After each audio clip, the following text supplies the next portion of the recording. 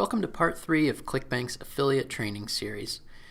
This video is going to be about how to grow your audience, which is really where you're going to start seeing the results that you can use to build a long-term successful affiliate business.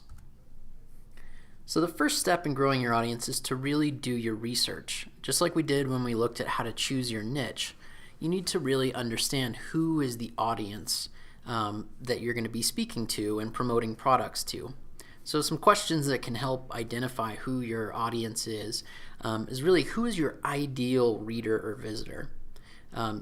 Think about the persona of that person. Think about things like what do they look like, what do they talk about, care about, hate, fear, desire. You want to think about their emotional state and their emotional needs as well as their demographic needs. So don't just think about gender or age or location. Think about what really motivates them. So who do they hang out with? Who do they talk to? Who do they disagree with or argue with? Who do they idolize or want to be? Those are going to give you some great ideas for the types of topics you could talk about and the types of products that they might be interested in. So then where do they hang out online, in person? Where do they want to go? Where do they want to travel to? Where do they not want to go or not want to do? What products, brands, or personas do they love and hate? How do they talk? Are they pretty informal, or are they very businesslike or highly educated? Do they speak passionately but not very formally, or are they analytical thinkers and they wouldn't connect with someone who's being kind of informal and speaking off the cuff or speaking with a lot of emotion? And then finally, what lingo do they use? What are the types of terminology that they might use? Because those are going to give you ideas for keywords that you could target in your content when you're wanting to rank in search engines. So thinking about what kinds of language they use is going to be helpful in figuring out how to start getting people interested in what you have to say. So just as an example, these are 3 different personas that you see here on the screen.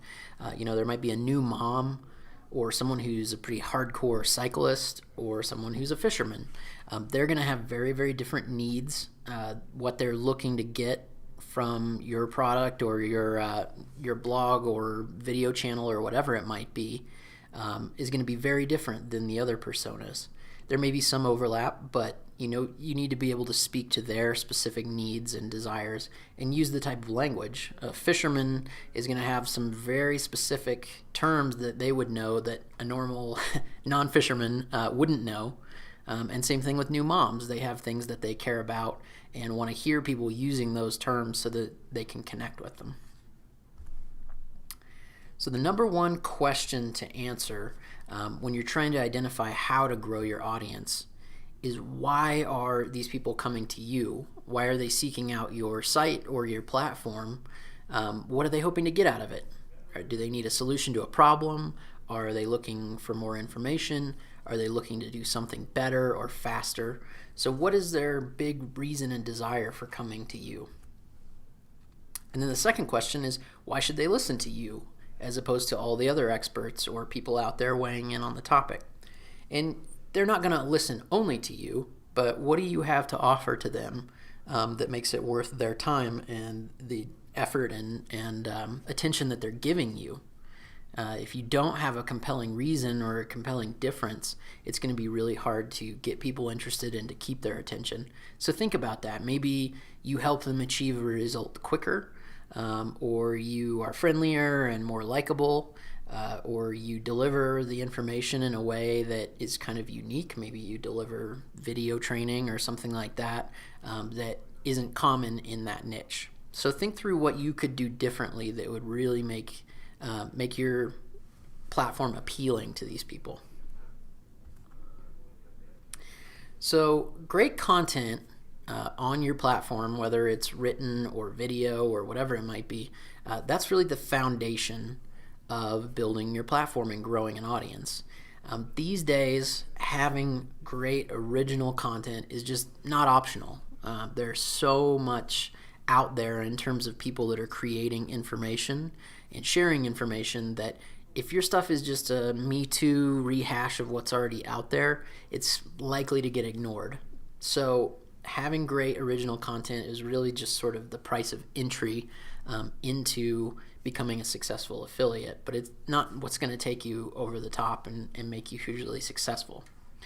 So your content, to be able to connect with people and be helpful for people, needs to be honest. It needs to be valuable, and there are a lot of different ways you can define value, but basically don't waste people's time. Give them something that's actually useful and that they're going to be glad that they took the time to consume it. Otherwise, you're going to lose them, and they're probably not going to come back and give you another chance. If it's possible, deliver the information in multiple formats. So, maybe do some text blogging or do video or do a podcast. But if you deliver it in different ways, you have more opportunities to reach people where they are and how they like to consume the information. The next one is make it as short as possible, but no shorter. People don't have a lot of time online. There are a million things competing for their attention. So you want to say things as concisely as you can, but don't make it so short that they don't actually get anything useful and valuable out of it.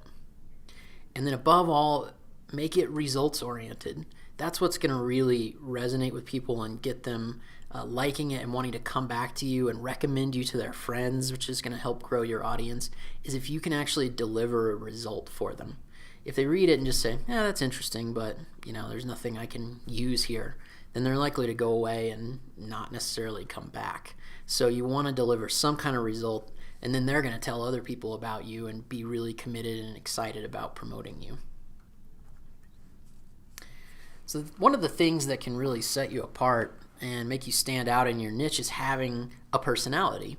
And there are a lot of different ways you could go with this, similar to how we talked about personal brand versus business brand. But you want to think about what's your personality when you're speaking to your audience, and is it the right personality for them? So a couple examples here. Jim Rome, who's a sports analyst and talk show host and things like that. He's very opinionated. His kind of catchline is have a take. So that's true for your personality as well. You need to have a certain opinion or certain angle on things that lets people identify with your point of view or disagree with you and say, this guy's not for me. What you don't want to be is everything to everyone, because then you end up being boring and no one is excited to follow you or hear from you or to argue against you. And having people argue against you is not a bad thing at all. That can actually get you more attention. It can kind of build a tribe around you where people say, hey, I agree with this guy, so I'm going to argue on their behalf. So, somebody like Jim Rome is very polarizing. People either like him or hate him, and the people who like him really, really like him, and the people who hate him can't stand him. And that's not a bad thing. He's been able to build a very large and successful platform by having that kind of personality. Similarly, Jillian Michaels, who we mentioned earlier, she's known as being sort of the mean personal trainer who gets a lot out of people by pushing them and berating them and pushing them beyond their comfort limits. So that's another great example of that's kind of her brand and what sets her apart from a lot of other personal trainers who might be totally supportive and kind and trying to be gentle with people. But just so you don't think that you have to go the angry, loud route or be the mean person in the space, then you got somebody like Rachel Ray, who is in the cooking space, and that's a really crowded niche. There are lots of professional cooks and chefs out there that are trying to teach this stuff, but her take was kind of being the friendly girl next door, not being too fancy or complicated, keeping things simple, and tons of people can identify with that because they don't want to be a snooty professional chef. They want to just have fun cooking and enjoy it and love it. So you can take that route too and be the friendliest person in your industry and be someone that people can identify with and really like. So earlier we talked about building a brand and how important that was. And I just want to reiterate that here when you're trying to grow your audience, that even if your brand is casual, you want to look professional. So that would be things like having a custom logo made, which can be really inexpensive. Getting a premium or custom WordPress theme like we talked about. having images in your posts, and there are stock photo sites that you can get those from. You can do Creative Commons free image searches to find things to use. So there are lots of sources of pictures. I mean, you can take your own photos and use those, and that's a great way to personalize your website. Having branded social media pages that sort of reinforce that brand and tie your image and your brand across all the different platforms and social media networks. And then having a real email address or URL. So instead of having your name at gmail.com, having your first name at yourdomainname.com. So that's a good way to make your brand look professional and make you trustworthy and that people will take you seriously. So here's some examples I wanted to show you of people who've done a really good job of building really professional looking platforms. So this first one is Pat Flynn of smartpassiveincome.com. His is fantastic. I mean, he uses similar colors and imagery across his whole site. He has the whole "Hello, my name is Pat," where he introduces himself. And in an industry like internet marketing, which is the space that he's in, there's a lot of anonymity and people are afraid to trust the people that they're seeing there. So he does a really good job of being very transparent and sharing his story so that he's likable and trustworthy. And people love him, and he has a huge following because he is very open and honest in what he does. This next one is a website called nerdfitness.com. It's a great example of both kind of niching it down and also identifying who your audience is and who your tribe is. So, he's saying this is fitness for geeky people that like geeky stuff. So he uses language from video games and imagery from video games, and is very kind of casual and fun instead of being really hardcore fitness. And you can see that he's done a great job of making his site look really professional, tying in color schemes, getting a lot of custom graphics done, and putting his face front and center on there. And then this is a different one. This is a mommy blogger, and she just does a great job of looking very approachable and personable, using a lot of really nice colors and speaking directly to her audience. So there are a lot of different ways that you can go with the personal branding, but what you want to do is make sure that everything you're putting out there is speaking to your particular type of audience and that it all reinforces your trustworthiness and likability. So a rookie mistake that a lot of affiliates make, and I see this all the time, is trying to monetize and make money from your site or from your platform from day one. This is just a bad idea because it ends up that you look like you're trying to make money rather than connect with people or really share a message or share your thoughts. So you're much better off focusing on building your audience, putting out good content, connecting with important people in your industry, than immediately slapping up advertisements on your website from day one, or your first post on your blog or on your YouTube channel or whatever it is an affiliate promotion. You're going to have plenty of time to make money once you have an audience in place. But if you're trying to make money from people on day one, they're not going to have any reason to trust you or like you or want to come back and listen to you again. They're going to feel like you're trying to take advantage of them. So build an audience first. You can start monetizing relatively early on, but just don't do it right off the bat. I see way too many sites that have ads slapped up in every open spot on their site, and it looks terrible. It looks like someone who's just trying to make money from every visitor. So instead, cultivate that trustworthiness and audience. The next big piece of growing your audience is adding value to the community. And to the community, I mean the community that's in your niche. So you can do things like really participating in forums. Don't go into forums and just start posting links or that kind of thing, but get in there and have real conversations with people. Figure out who the kind of power players are in your niche and build real relationships with them. Support them. Do good things for them, share information that's going to be helpful to people, and the people in that niche will start looking to you as an expert and start coming to your website and consuming your content or signing up for your newsletter. So you want to get in there and really be real with people and do a good job of demonstrating your value to that community. So similarly, get active in Facebook groups in your niche. Network on Facebook and Twitter with the people that are decision makers or that are players in your niche, and they don't necessarily have to be the absolute A-level people that are hard to get a hold of. Start with people that are kind of at your similar level or that are maybe a little bit more advanced than you. That's going to be way easier than trying to connect with someone who is constantly getting bombarded with emails or requests to connect.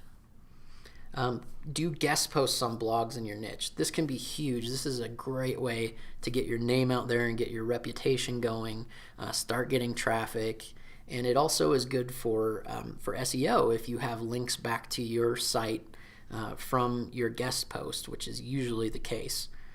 So that's a great way. Write content for your guest posts or guest videos or whatever it might be that is very, very relevant to that particular blog's audience. So do some research again. Read through the types of posts that they've posted on their site, what gets the most comments, what their audience seems to be most interested in or having questions about, and do a guest post that addresses that.